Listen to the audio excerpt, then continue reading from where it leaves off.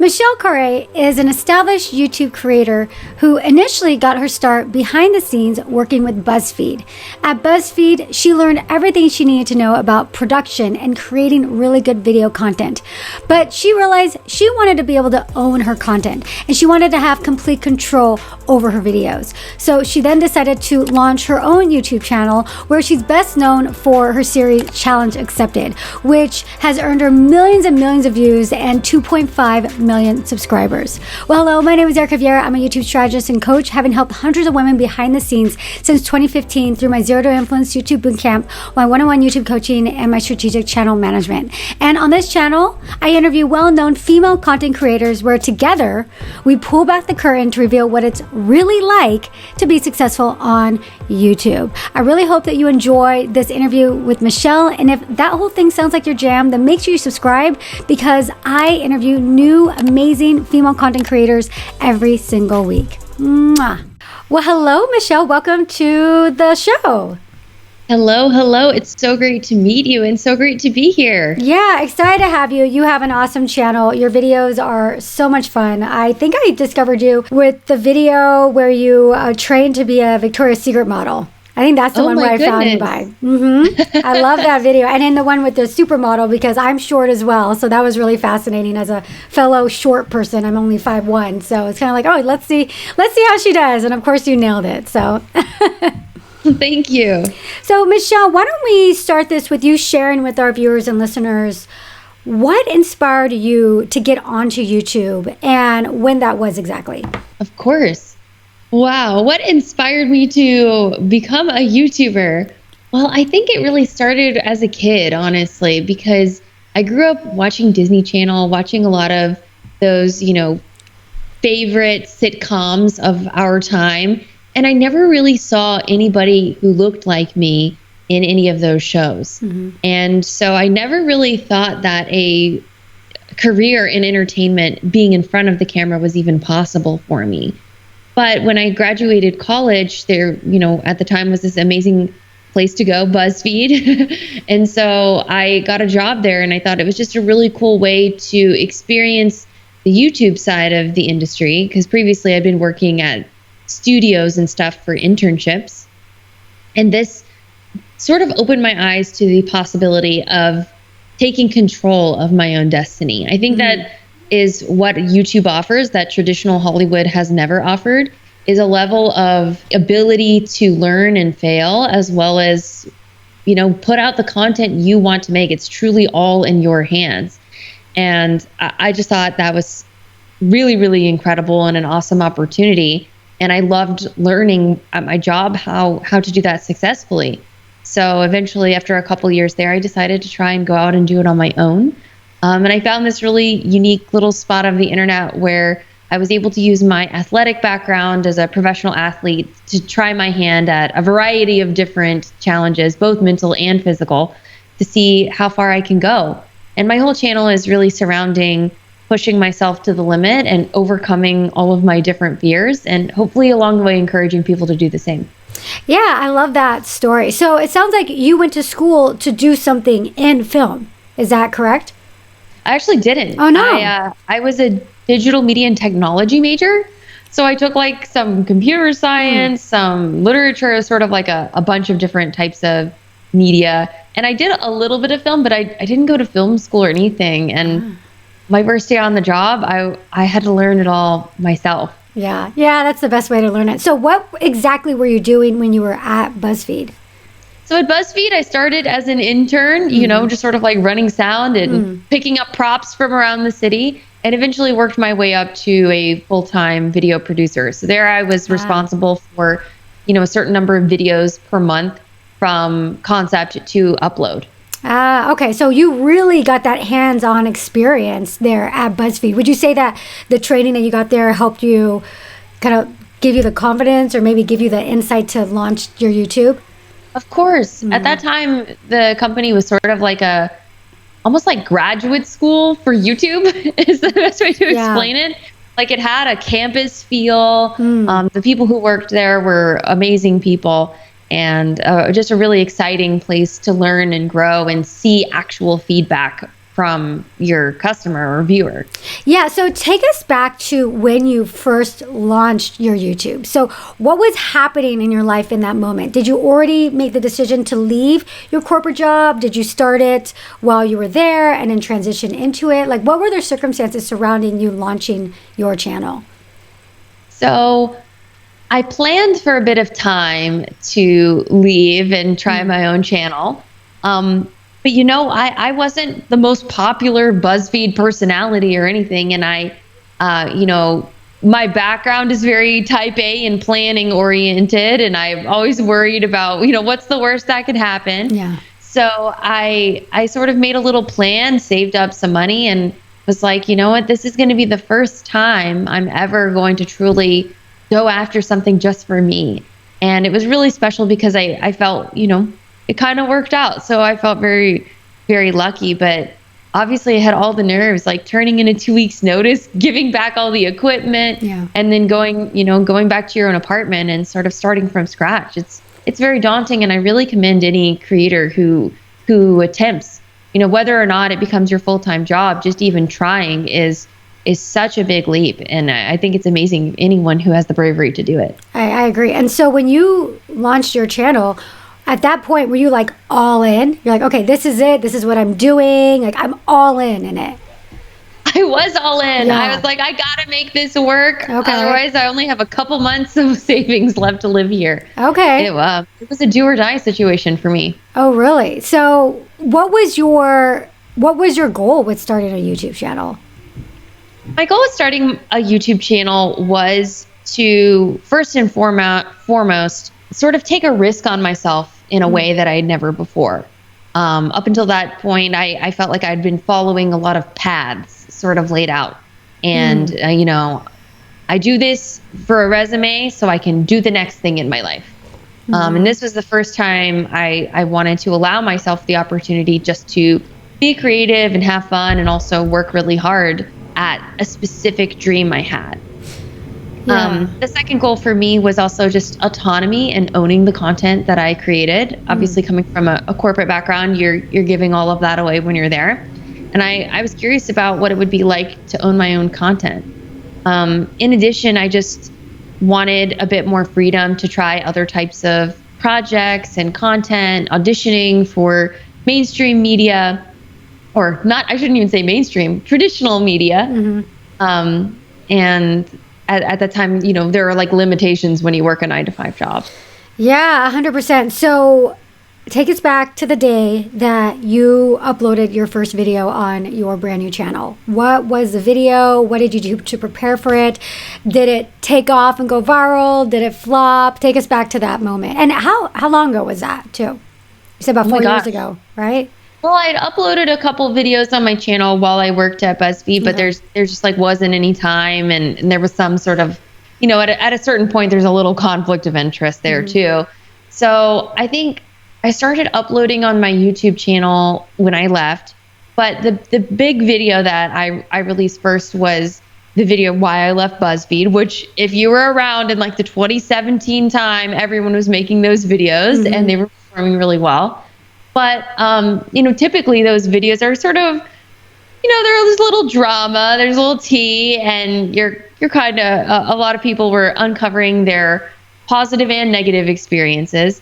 And I sort of took it as an opportunity because I was like, I know people are going to click on this, and it'll probably be one of my most viewed videos for a little bit of time on the channel. And I don't want my top viewed video to be me sitting down talking about drama. I don't want that because that's not what I want this channel to be about. And so I actually made it like a superhero trailer for me and my content to follow. It was like done in the style of Marvel. We got the Marvel stunt team to choreograph this fight scene, and it was like this epic presentation of this is what my channel is going to be. So people will click on the video expecting one thing and then be pleasantly surprised by, a highly cinematic piece of content. And so that's what I've tried to do on my channel is sort of, I think a lot of the videos you click on it expecting something simple and you get something very robust and complex and educational all at once. Yeah, that's the one thing I've noticed with your videos. And it sounds like maybe it was like that from the start, but they are like mini movies, or it's like something you could see. Oh, wow. Yeah, I mean, it's something that you could see on a network show, right? The editing is there. It looks like several different camera angles. It's not just like you running around with the camera, like vlogging yourself, right? There seems like there's a production involved. So Yeah. I'm assuming today there is. You obviously have a very large channel. I'm assuming you have a whole team that helps you just based on your videos. But when you first started, did you have that team in place? Maybe like people that you knew from Buzzfeed, or it sounds like you had some people there, or like were you on your own figuring it out, or did you have kind of contacts and people in place that you already knew you were gonna kind of bring on to your channel to help you out? Well, when I left my job, I sort of had to start over in a way, because you go from working at a company where there's an entire room of gear and you walk in and you pick out what you want and there are lights and cameras and everything, all the way down to, I guess I'm filming on my phone now, and I gotta, make a few videos and make some money so I can get a DSLR. I was sort of restarting, but at the same time, I was really lucky to have a lot of friends in the industry who, worked on different types of productions. And I was really fortunate to be introduced to a group of my now friends, who are all from the traditional film space. And, my now fiance, Garrett, is also from that traditional film space. He's won a bunch of film festivals for scripted content and cinematic content. And being introduced to that was really special for me, because it encouraged me to elevate my production in more camera angles, and really try and push myself to bridge the gap between, here's a video and title and thumbnail that will do well, I know it will perform well, but how can I make it even more exciting when people click on the video that it's a full-on production? So it started small, and then I worked my way up, but that was always the goal, with story in mind first. Yeah, that's great. I think, your everyone's journey on YouTube is so different, right? You have the girl that just decided to put a camera on in her bedroom, right? And then you have other people that went to school for film and they have that experience, and then you have people like yourself that are in the industry. And I've interviewed so many people.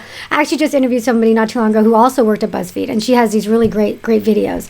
And I think there's something to be said about like your path, that what you took, as even though you didn't study film, you got your feet wet in the industry. Like you were able to kind of get in there and learn so much about production in a way on somebody else's dime, right? Like they were paying you, but you were, like you said, almost like a graduate school. Yeah. Yeah, it's like a graduate school of learning like the ins and outs of filming, and then you're able to take that knowledge and you're building a career, but at the same time you're now able to take that knowledge into something like YouTube. So in essence, you were starting from scratch, but you weren't starting completely from scratch, because you had this whole head of knowledge that you've been able to gain. And like you said, the contacts. Like that is huge. People think that YouTube is like a very solo experience, but like a lot of very successful YouTubers, and I'm sure you see this, a lot of them have formed these groups and they help each other out with their channels, whether it's like through starting out in the production and, they're living together or whatever, or it's, like in your situation. I just think that's really interesting, kind of your path.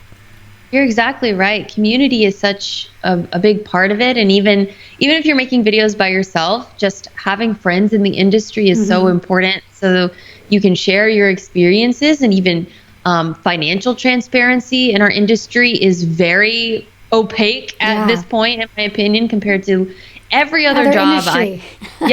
Every other industry, there's an understanding of standardization of salary.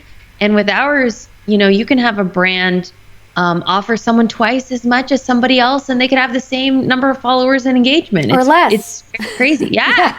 It's crazy. Yeah, I know. That's why I think managers are, in a lot of ways, a lot of creators feel the need to have a manager, because a lot of creators don't have that knowledge, and like, well, what should I be? Because I work with a lot of creators. Like I manage channels, I run channels, I do coaching for YouTubers and all that, and it's always like, well, what should I charge? Hey, I have this successful channel, I'm getting millions of views, but I have no clue what to charge.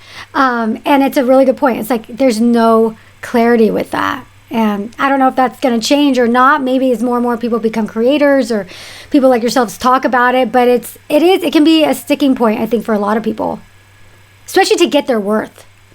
Oh yeah.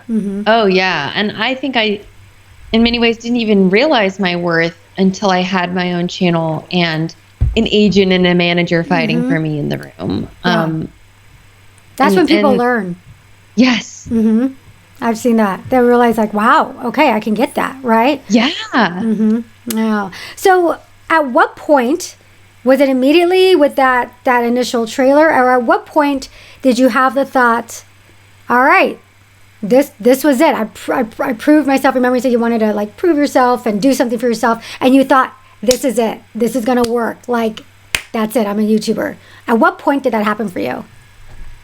I don't even know if it still happened, because every step of the way you're questioning yourself. You're like, I've got to get to next month. I've got to get here. And especially at a certain level, when you have employees and multiple parties relying on you financially and their families and everything, at every point of the journey, I feel there's a fire under your ass. Mm-hmm. Yeah. And if there isn't, I mean, that's an amazing point of privilege to be in. But also sometimes it's nice to feel like I've got to keep going. I've got to keep challenging myself. I have to keep innovating.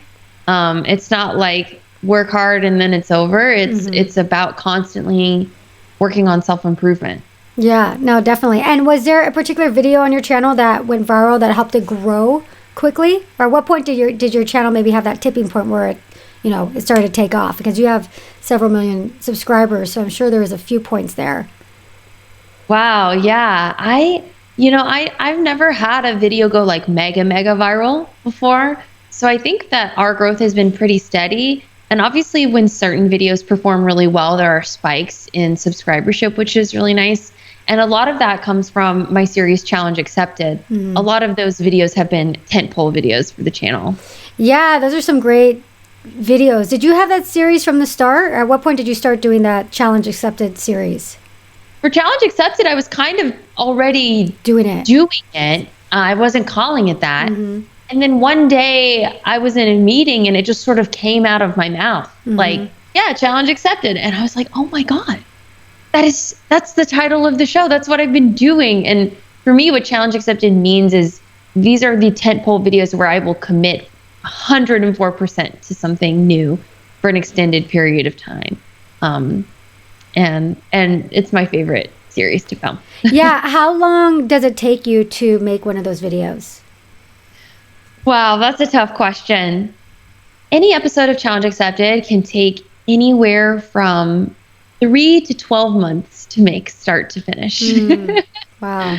They take a long time. And I'm referring here to like 3 months from, I have an idea for a video, to, okay, we're finally uploading it. Mm-hmm. A lot of the videos, because they require third parties, if I want to go to Fire Academy, we have to find a Fire Academy that's willing to film with us, and taking, then there's legal, there's paperwork, there's scheduling, there's the discussion of Michelle's going in a literal burning building, the safety associated with that, like lots of moving parts.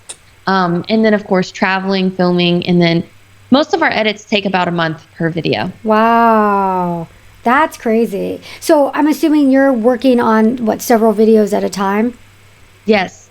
Typically we're kind of in 2 to 3 videos at once. Okay. Wow. So how many people do you have on your team to help you support these just like amazing videos? So right now we have Garrett, my fiance, is the creative director. He's incredible and really responsible for a lot of the amazing storytelling that he's brought. Then we have an amazing lead editor, Silas, who is just a madman genius at editing. The way he takes months of footage and puts it in, a half-hour story is just incredible to me. And we work with a couple other editors, and then from there, we sort of branch out into freelance. So we have some freelance producers, assistants. Every time we film, we have a freelance camera team that we bring in. So it's a lot of people to make it happen. It is. And then it sounds like, you start at the beginning. I think you had your fiance Garrett there at the beginning, but at what point did you really have this like built out team? Like how big were you channel size wise? Like how many subscribers were you at? I think I made my first like full-time hire of Silas, our editor, probably around, I want to say like 700,000 subscribers. Yeah. And that was a really big deal. Yeah. It always is, because if you have never hired someone for your own company with your own money, it's hard to understand the new level of almost Pressure. motherhood. Do you feel? Yeah. It's like I have a person or multiple people relying on me. I've got to show up. I've got to work hard and make sure I get the bills paid. It's so different when it's just you versus a family of people that Yeah. So does that put a lot of extra pressure on you for the videos to perform well? Oh my gosh. I think always there's pressure for the videos to perform well, because that impacts everything. Your view count affects what rate you get for a brand deal. It affects your personal ego. It affects your perception in the community. But as I've spent more time, I've tried to sort of let go of that, because a lot of it is uncontrollable, and some of it is. So I just like to focus on what's the best video we can make. Yeah, and how do you decide on what videos? Like, how do you decide on what ultimately ends up on the channel? A lot of it is what people request. So, like when I went to Marine boot camp, all the comments were "try the Army next," which we haven't done. Yeah. But a lot of them are amazing. Requests from the audience. They are ideas that just come to us in the middle of the night. Sometimes they're based on trending topics or upcoming events in the world and pop culture. And at the end of the day, it's like, I've always wanted to learn this thing. Let's do it and make a video about it. Like this week, I'm actually training with a Rubik's Cube coach to try and learn how to. Oh, I see a few of them in your background. I have one right here. Oh my God. Really? There's Rubik's Cube. I can't even say it. There's Rubik's Cube coaches? It's like a thing? Yeah, it's a thing. Oh, wow. I'm working with another YouTuber. His channel's name is JPerm. His name's Dylan. And he's actually staying with us for a week, coaching me, because my goal is to try and be able to solve a cube in less than 60 seconds. Wow. By the end of the season. And I've never solved one before, so now I know the steps, and we're working on the speed now. God, I have to have. My sister has always been the master of the Rubik's Cubes, even at a young age. She'd been like, I'm always like, and she's like, I'm done. I'm like, what the hell? I was like, maybe there's a whole career for her that she didn't even know about. I have to have her watch that video when it comes out. His channel is amazing. He has like 700,000 subscribers all there for Rubik's Cube. For Rubik's Cube content. Crazy. So you have a week to learn it. So okay, in that case, do you have like a camera crew that's kind of following you around? Do you have like set filming days and times? Like, how does that work in this particular video? So for videos that take longer than a day or two to film, which is many of them, we sort of set up like tentpole scenes for each. So like we filmed the majority of yesterday, like my first lesson, like getting to see me completely fumble around the cube and everything. We film, the steps to actually solving it. And then from that part all the way to the final challenge, it's sort of like a montage type thing. So, like he gave me a lesson earlier this morning and we filmed a little bit of it.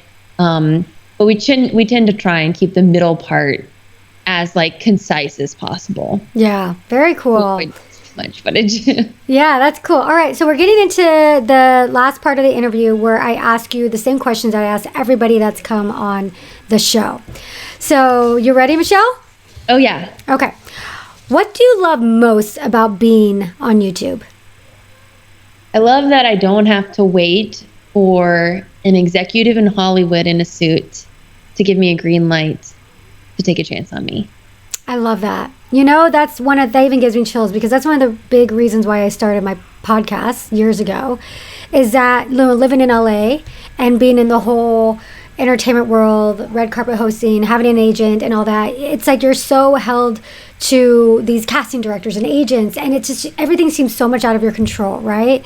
But back in the day, the only way that you could have a platform or even a voice is if you were to move to LA or Hollywood or New York and pursue something as a broadcaster, as an actor, something like that, right? Whereas YouTube has made it so, it's almost like so accessible for all to be able to have a voice.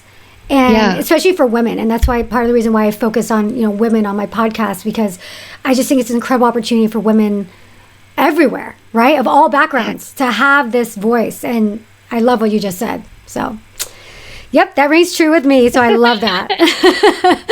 All right, next question. The opposite is, what is your number one struggle with YouTube?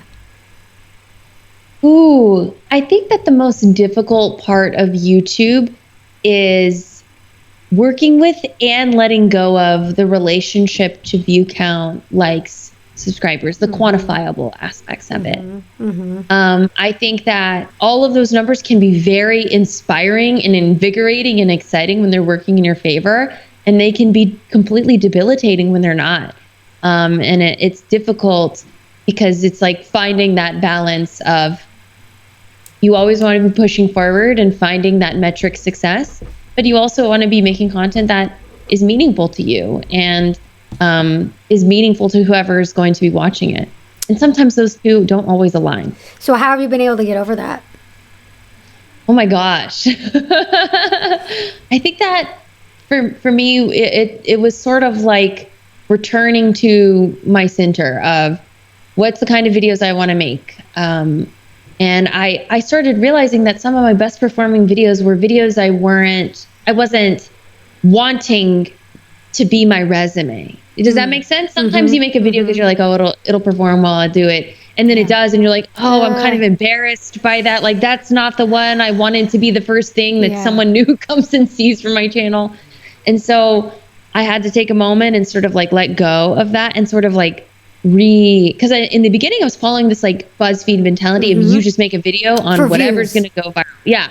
You do whatever you can for views, which is great for accelerated growth. But then you kind of end up with a hodgepodge of videos and a lack of community. Whereas when you centralize and, speak from the heart, I think that is where like true story and community can be built. I love that. A little bit on that same topic. Has there ever been a moment where you've wanted to quit YouTube, and what was happening in that moment? Oh my gosh. I'm knocking on wood.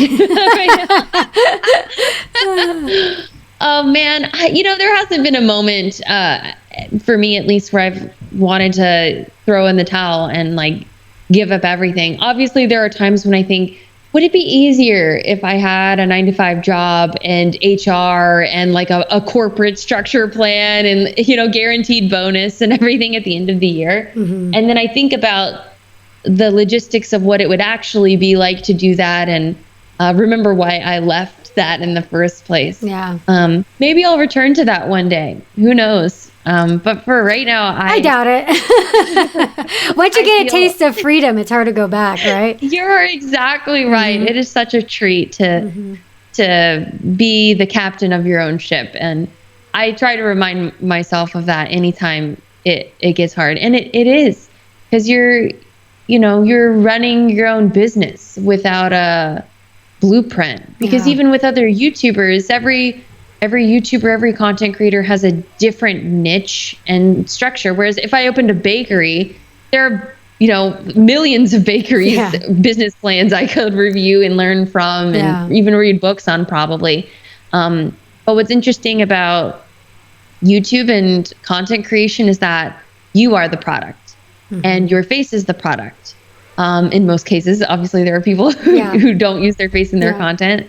But like who you are is the content, and that can be very bizarre when you realize. Like I literally had this realization last week. I was like, I am the product, I guess. Like that just feels weird, and it's hard to not take those quantifiable things personally. Yeah, I think that's the hardest thing about YouTube is that if there's any type of failure, it's hard not to think you're inadequate in some way because you're, like you said, you're the product. And to think, well, if it didn't perform well, then that means was I boring? Did I suck? Did I not edit it right? Do I look weird? Do people think I'm weird? Do people not like me? All these like thoughts go through your mind. And I think that's one of the hardest things about YouTube is that it's so personal, but you can't take it personally because you can't move forward if you dwell in that. Yeah. Yeah, you're exactly right. Yeah. So, all right. Next question is, if you were to start over with your channel right now, what, if anything, would you do differently? Oh my gosh. That's a hard one because it's like, I feel so lucky. I mean, anyone who has a following and the ability to have it be their job, it like somehow the universe aligned in a way in your favor, and I would never deny the amount of luck involved. So I think I would do it the same. Actually, part of me is like, you know what? Should I have skipped college and dived right in, or whatever it may be? And for me, I somehow ended up here, so I will enjoy this and continue building forward without thinking too deeply about what I would change. I think maybe if I had to change something, I would have jumped into specifically my challenge accepted series sooner and just like honing in on that. But obviously it took me time to get there. Yeah. You know, it's funny. I'd say two of the most common answers to that question is nothing or doing it sooner. So you kind of had a combo of both. Yeah, because I feel that so many people, myself included, have spent time saying, I'm too nervous to try. And all of that time is time you could have spent trying and failing and getting through those failures and just getting over it, you know? So true. What is your favorite video that you've uploaded onto your channel? You know, like 3 people have asked me this week, and I have. It's a hard thing to answer. My favorite video, you know, I guess one that's coming to mind for me is a video where I trained like an Olympic figure skater for 60 days. And that one was really special to me because it was like a personal dream of mine as a kid to get to ice skate and know how to do the jumps and whatnot. And it was such a gratifying experience to get to do that. It feels and looks beautiful. Yeah. And I just really loved that experience. Yeah, I mean, maybe I can't speak for everybody, but I think a lot of little girls out there look at that and the Olympics and like, oh, I want to do that. I remember seeing that when I was little, be like, I want to learn how to ice skate. But, you know, I grew up in Los Angeles. There's not much in the way of ice skating here. So I think I've ice skated twice in my life, but it looks beautiful. So I haven't seen that video of yours yet. So I'm going to bookmark that and check that one out because that sounds nice. Any video that you created that you're particularly excited about, but that kind of bombed? Ooh, this is a great question. So I did this video where I trained with a clowning troupe for like a month. And I became a clown. And at the end, I literally performed a clowning routine. And when the video first came out, I had no expectations. I was like, I don't even know who's going to watch a video about clowns. And it did like fine, but it was definitely far underperforming compared to our other videos. I think at this point, it's certainly like, I believe it's close to 1 million or hit 1 million at this point. But in the beginning, it was totally bombing.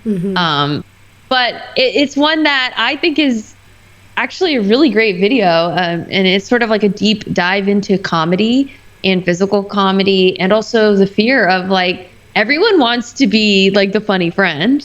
But then doing that with a literal clown face on in front of an audience is so intimidating. Yeah. I love that video. Yeah. Who would you say your audience is, or your true fan is? I think that my audience is, you know, primarily women, but it's, you know, it's close to even split actually, male, female, in their late teens and 20s, who are looking to learn about the different communities that we feature on the channel. A lot of people come because they're interested in like figuring out what they want to do with their life. And so they see me go through the ringer and different things to sort of help pick their profession. And some people just are there to sort of learn how they could better themselves and find inspiration with that. Not even from me, but from the people that we feature in the videos. Yeah, that's cool. What is your biggest opportunity you got as a result of your YouTube channel? Oh my gosh. I think the biggest opportunity I got as a result of my YouTube channel was getting to host Karma on HBO Max. That for me was such an incredible experience, getting to host a network television show. Now, interestingly enough, I didn't get it necessarily because of my YouTube channel. I auditioned for it, Okay. to host the show. But I like to think, maybe my prior content would have helped in that decision. I certainly wouldn't have an agent without a YouTube channel. So that they're connected there. But that was such an amazing experience, just getting to host a network competition show, and really sharpen my skills as a presenter, speaker, beauty pageant queen type skills. Yeah.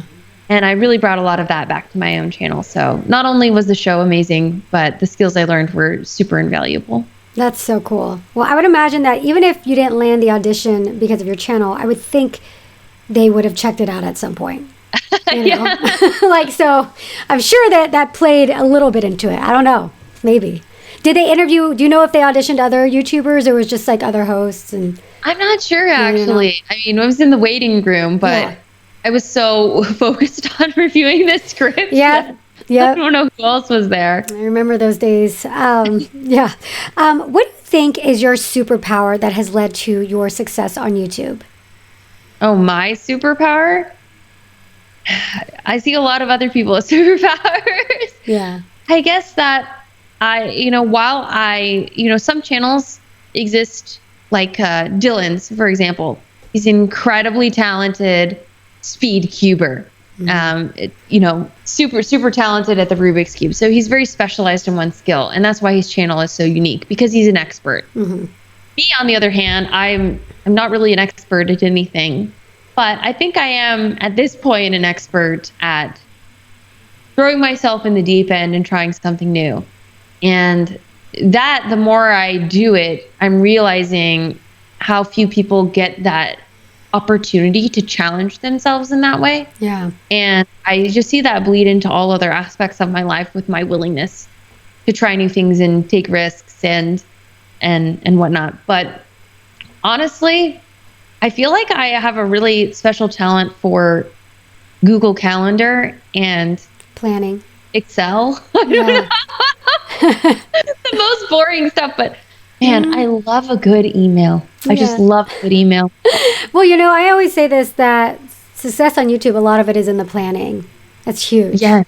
Especially your type of videos. Like you say, 3 to 12 months. I mean, the amount of planning, that's what production is all about, planning and getting all the moving pieces together. That's a lot. And I produce all of the videos. So I sort of have a hand in all the scheduling and equipment and logistics and everything. So if you like that and you're good at it, then it makes sense that you created a channel that almost relies on a team and that has these long-term projects. Because the only way you can have a video that's taking you a year is if you're on top of it.